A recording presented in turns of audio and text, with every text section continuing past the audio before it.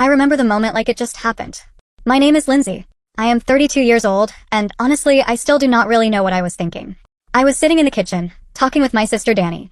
It felt like a normal casual conversation, just two sisters chatting and venting.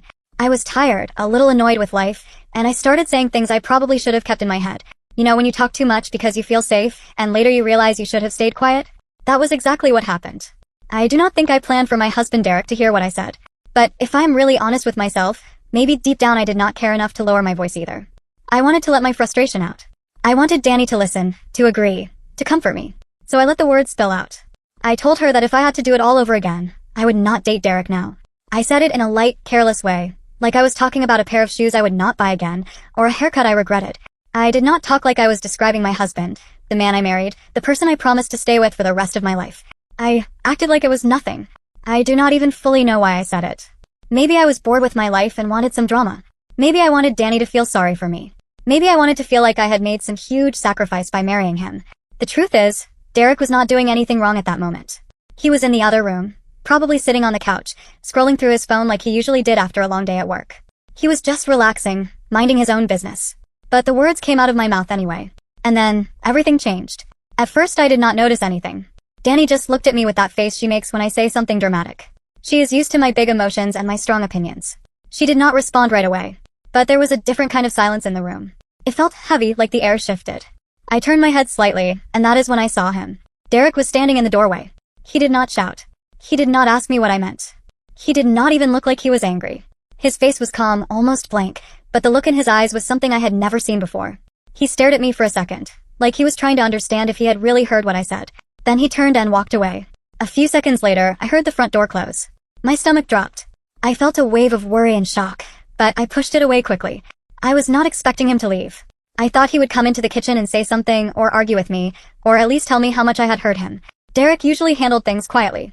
He was always the calm one in our relationship, the patient one. The one who balanced my chaos and my big reactions. I did not think he would just walk out. That did not feel like him at all. For a moment, Danny and I just looked at each other. Her eyes were huge, and she looked more shocked than I felt. I could tell she knew I had crossed a line. But instead of admitting that, I laughed it off. I said something like, "Oh, he will be fine, he is just being dramatic." I do not even know why I said that. Maybe because it was easier to act like it was no big deal than to face what I had really done. If I admitted I had messed up, I would have to deal with the guilt. And in that moment, I did not want to. An hour went by. He did not come back. I called him once. He did not answer. I sent him a text. "You okay?" No reply. Fine, I thought. If he wants to sulk, that is his choice. I told myself he was overreacting. I told myself it was not that serious. People complain about their partners to their siblings all the time. That is normal, right? I said to myself that it was just venting, and if he happened to hear, that was not my fault. But as the evening went on, my emotions started to twist into something else. At first I felt annoyed that he did not come home. Then I began to feel a little scared. I started asking myself where he was, and why he was staying away this long. Was he trying to teach me a lesson? Was he just driving around? Was he sitting somewhere, thinking about leaving me for real? I stayed up late that night, watching videos on my phone and pretending I was fine. But every time a car passed outside or I heard a noise, my heart jumped a little. I tried to act like I did not care. I told myself he would be back and that I was not going to lose sleep over it. That was a lie. I barely slept. The next morning, his side of the bed was still empty. His toothbrush was still in the bathroom. His shoes were still by the front door. So it was clear he had not packed up and vanished from my life. But he was not home, and that feeling in my chest was getting stronger. I sent another text. "Where are you? Can we talk?" Again, no answer. At that point, I was not feeling sad as much as I was feeling irritated and ignored. I am not good with silence. If there is a problem, I want to talk it out right away, argue if we need to, cry if we have to, and then move on. That is my style. Derek is the opposite. If he is hurt or upset, he pulls back. He takes time. He thinks. He lets things sit for a while before he speaks. That personality difference has always driven me crazy. I told Danny what was happening. She listened and then said, "Maybe you should apologize." Apologize for what I said. Apologize for being honest. Apologize because he overheard something that was not meant for him. That was what went through my head. I did not think I was the one who needed to say sorry. I told her that he should not have been listening in on my private conversation in the first place. Even as I said it, it sounded weak and fake, but I held on to it. I kept trying to convince myself I had not really done anything wrong. By the afternoon, I was more angry than worried. I kept thinking, who does he think he is, disappearing like this and not answering my calls? If he had a problem with what I said, he should have stayed and talked to me about it. He should have faced it, not run away. But somewhere under all of that anger, something else was whispering. Maybe this time is different. Maybe you really went too far. You see, Derek has always been that guy who goes along with what I want. He lets me choose the restaurant, the vacation, the furniture. He listens to me complain and rarely fights back. He lets me take the lead even when I know he disagrees inside. I had gotten used to that. I assumed he would always be there, no matter what I said or did. So the idea that he might be really gone shook me in a way I did not want to admit. The hours passed slowly. I tried calling his mom, hoping she might know where he was. She had not heard from him either. That made my stomach twist in a different way. What if something had happened to him on the road? What if he had been in an accident? I bounced between worrying about his safety and feeling mad that he had put me in this position. But I also reminded myself that Derek was not a reckless person. He was predictable, steady. That was one of the reasons I found him frustrating sometimes, but also why I had felt safe with him. He was not the kind of man who suddenly did something wild and dangerous. By the time it got dark, I was spiraling. I could not decide if I should be angry, scared, hurt, or done with the whole situation. Every time my phone buzzed, my heart jumped, but it was never him. I wanted to send another message, but I did not want to sound desperate. So instead, I just stared at my phone, waiting for a reply that did not come. The next day passed in almost the same way. No calls. No messages. No Derek. I kept telling myself to relax, but every little noise outside made me think he might finally be home. I checked my phone over and over, even though I knew there was nothing new. My irritation started to mix with dread. Who just leaves like that without saying where they are going? I told myself it was immature. I told myself he was the one turning this into something bigger than it needed to be. But another thought kept creeping in. What if he is really done this time? What if I finally pushed him past his limit? Even though I tried to ignore that thought, it kept coming back. Derek is not the kind of man to play games. If he was staying away on purpose, there had to be a serious reason. And maybe that reason was bigger than I wanted to accept.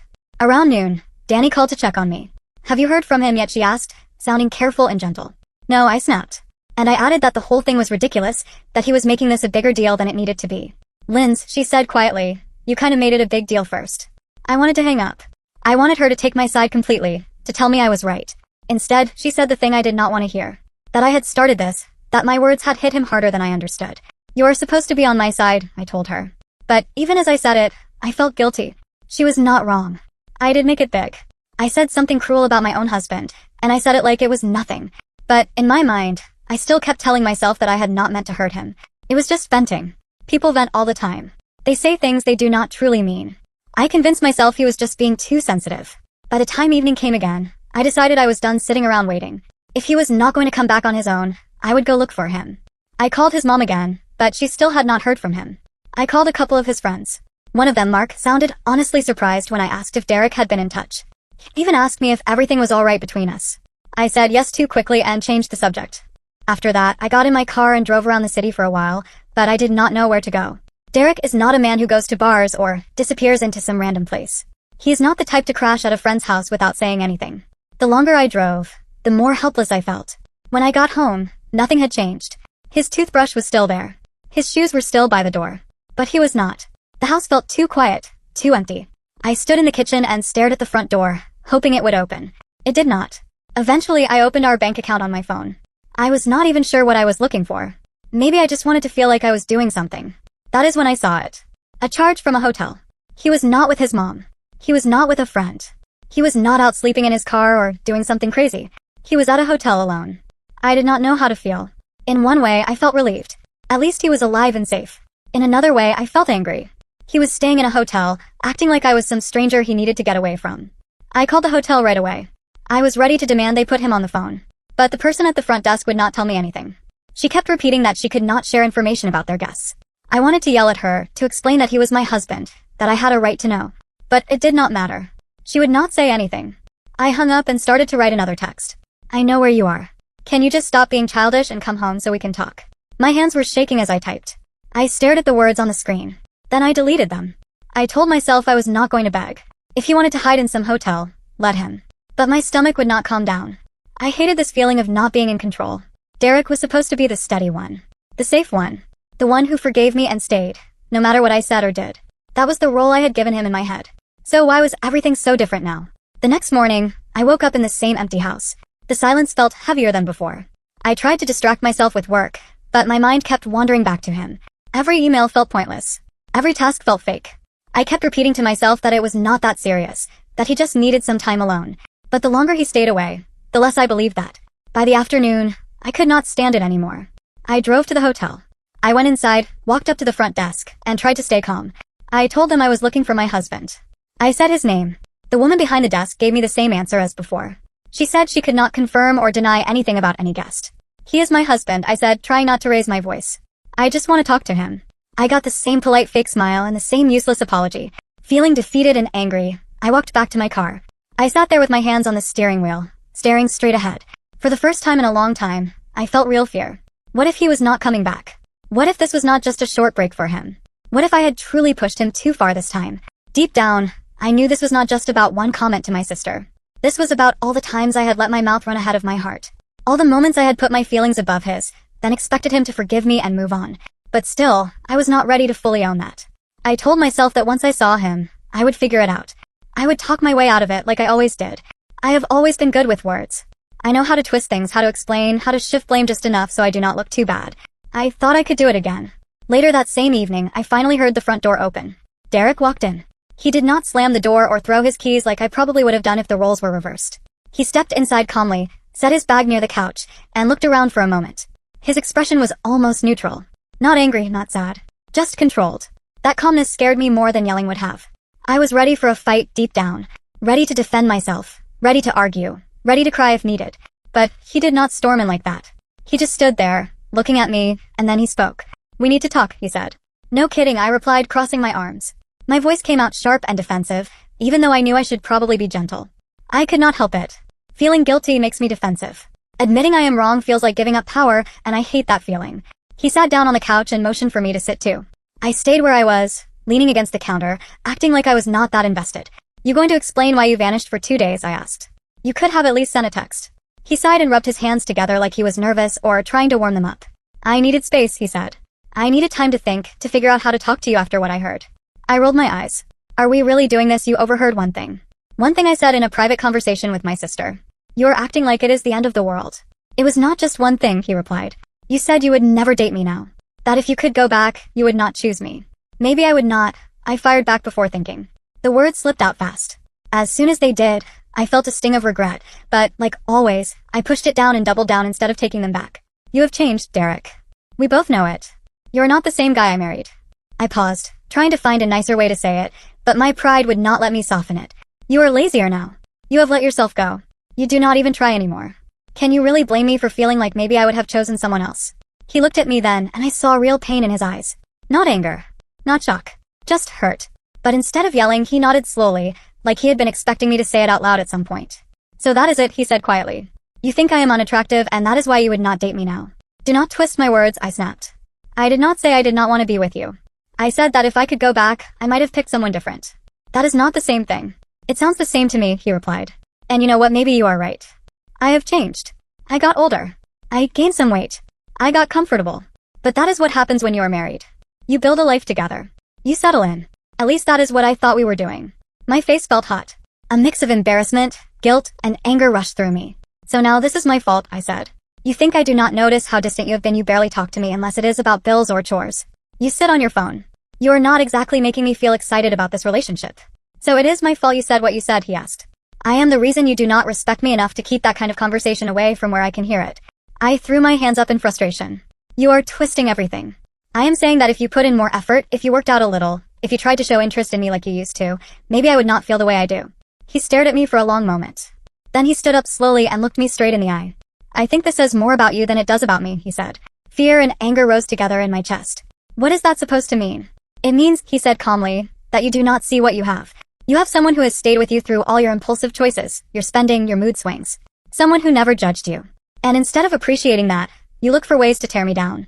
I opened my mouth to fire back, but he kept going. "I know I am not perfect. I know I have changed. But so have you, Lindsay. And not in a way that makes this marriage easier. You have become someone who avoids responsibility. Someone who lashes out instead of talking. Someone who would rather blame me than look in the mirror." His words cut deep. A part of me knew there was truth in them, but instead of letting that sink in, I pushed back. "Oh, so now you are perfect," I said. "The hero of this marriage. The poor man trying his best while I ruin everything." He shook his head and picked up his bag. "No," he said. "I am not perfect. But at least I am trying to grow. I am done standing here and letting you make me feel like I am never enough. If you cannot see my value anymore, maybe I should not be here." My chest tightened. "What are you saying?" "I am saying," he replied, "that I need more than this. And if you are not willing to work on yourself, then maybe we should not be together. He did not yell. He did not slam the door. He just walked out, leaving me in the middle of the room stunned.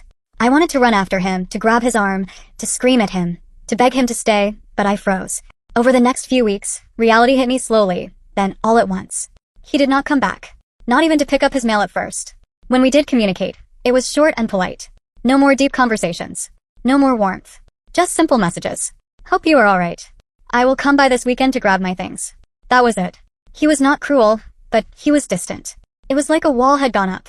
That weekend, he came to the house to pack his stuff. I dreaded it, but I also hoped we could fix things when I saw him face to face. When he walked in, he looked different. His posture was straighter. His beard was trimmed. He seemed more put together than I had seen him in a long time. He even smelled like nice cologne. I hated that I noticed how good he looked. It made me feel like I had not only lost him but also any control I had in this situation. "Hey," I said, standing in the kitchen. "Hey," he answered, giving a small nod. He did not ask how I was. He did not try to joke.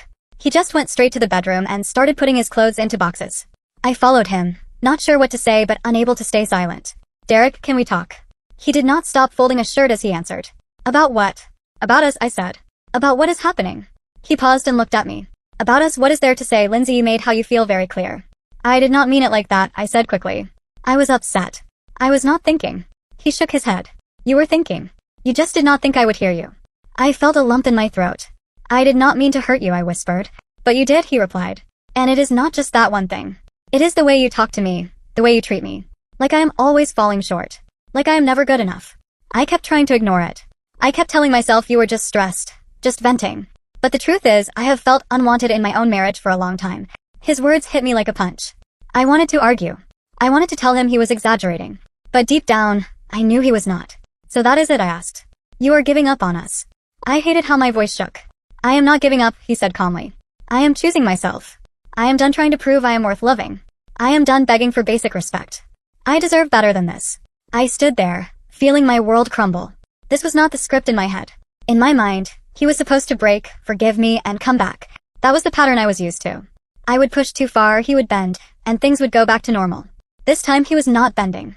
"I can change," I said softly. "I will do better. I will be better." He sighed and set down the box he was holding. "I hope you do change," he said. "Not for me, but for yourself. But I cannot be the one waiting around for that to happen. I have spent years trying to make you happy, and I am tired of feeling like a disappointment. I deserve someone who sees my worth without needing to lose me first." The tears finally spilled over. I did not hide them.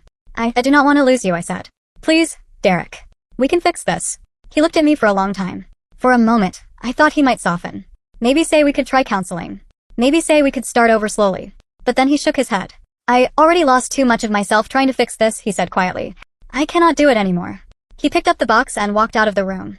I heard the door open and close again. I felt like part of my chest broke away and went with him. The days after that were a blur. I tried to distract myself. I worked more. I went out with friends. I laughed at jokes that were not really funny. I tried to make it look like I was fine. But whenever I came home, the reality hit me again. The house was quieter. His chair was empty. His shoes were gone. His jacket was not by the door anymore. I felt the emptiness everywhere. A month later, I saw him again.